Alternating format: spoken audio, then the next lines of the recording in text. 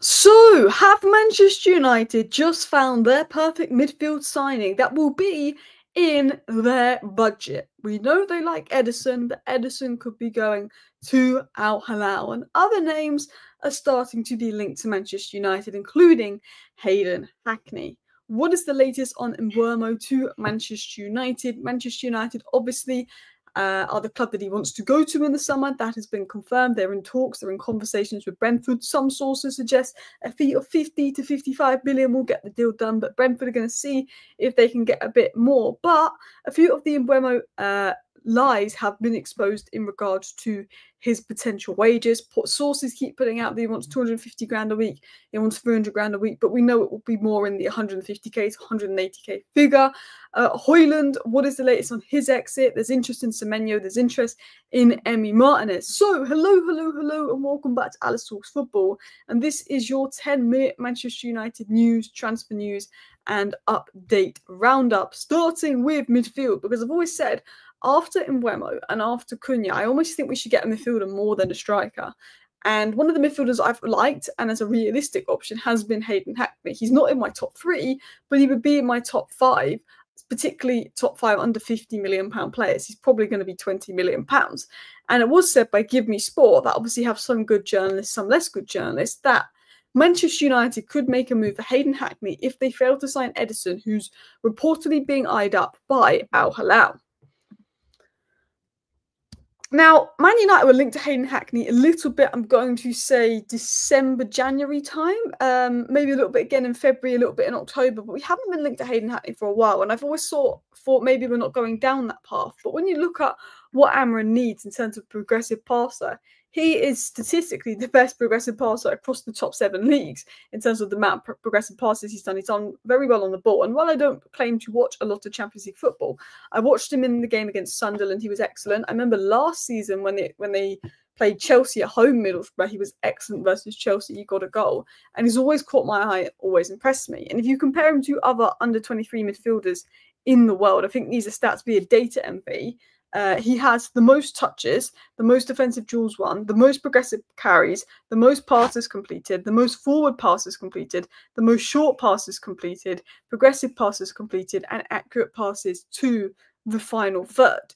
So these are very good stats. And I keep talking about Manchester United and what we need in midfield. And what we need in midfield, I think, is a player that can take the ball off the centre-backs, progress the ball forward. I like elements of what Agate brings off the ball, the fighting. But when Agate gets the ball off the centre-backs, he's not going to feel you with confidence of playing that ball forward.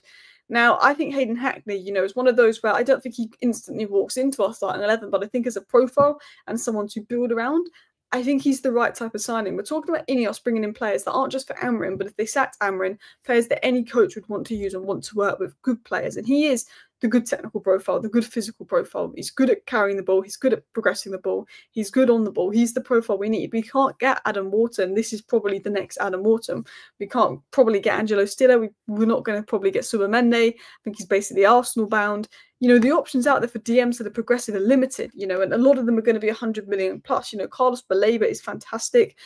He would be a fantastic 6/8 option. Caicedo would be the dream, but Chelsea aren't going to sell him to us, and he's not going to want to leave Chelsea for us. So Hayden Hackney is emerging as that midfield type. And I think for me, I would like Manchester United to go maybe for a midfielder next, unless we are confident we could do something for Gyökeres or Semenyo. So let's dive into the latest on Mbeumo, because there's a lot of mixed reports coming out. Now, Laurie Whitwell, who's one of the best sources of information in regards to Manchester United news, said this. Brentford are expected to ask Manchester United to pay the same amount they paid for Matheus Cunha. Brentford see Mbeumo as that bracket of player. And of course, Brentford are going to do that. They're going to say Cunha went for this amount and Mbeumo is worth this amount.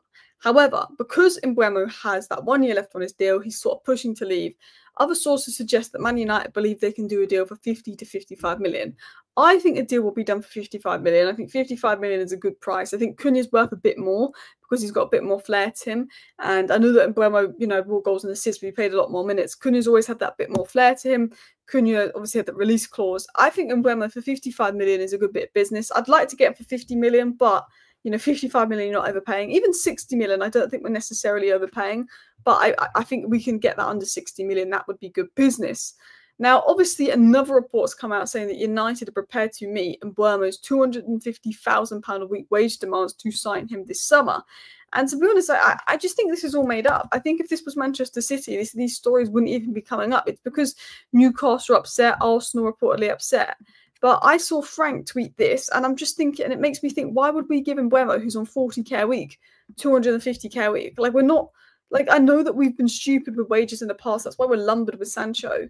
But look at this, like, Cunha is on 200k a week, previously on 150k a week at Wolves, and the Muppeteers are suggesting that Cunha is actually on closer to 150k and that the reported 200k a week deal isn't actually accurate.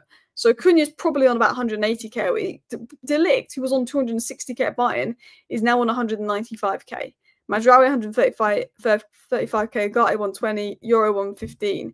I reckon Mbeumo is going to be on about 150k a week. I don't know why they keep trying to make out he's on 250k a week, this and that, but I reckon he will be on about 150k a week. But look, if he went to Man City, we wouldn't even have these stories coming out. People don't understand. He was a boyhood Man United fan, and we still have that pull. Muppeteers said even Cunha was reported to be on 150 to 175k ranges, you know.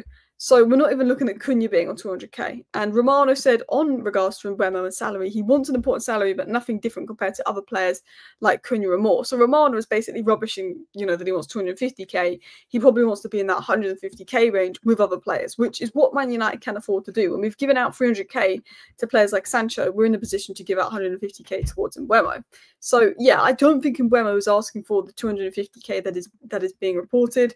It's also really only coming out from Newcastle or non-Manchester United fan base journalists. So let's dive into some more news and updates. I'm just going to say as well, Obi's playing for Denmark's under-18s, and he's just got a really good assist. And talking of strikers, Obi right now looks like better than Højlund and could take Højlund's place if he stays. Now, the United district came out the other day and said that Højlund would kind of like to stay at United, but we know from Romano and many other sources there's talks ongoing with Inter Milan. The Muppeteers said apparently that United basically said to Højlund, if you get a good offer, you should take it.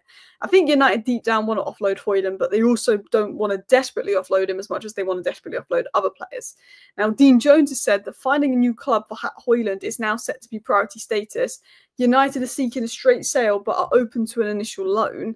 Now, with Højlund's salary, it said that a sale is maybe easier because Højlund's not going to ask for a ridiculous amount of salary. But I think a loan is more likely because United will still want over £40 million for Højlund due to his book value.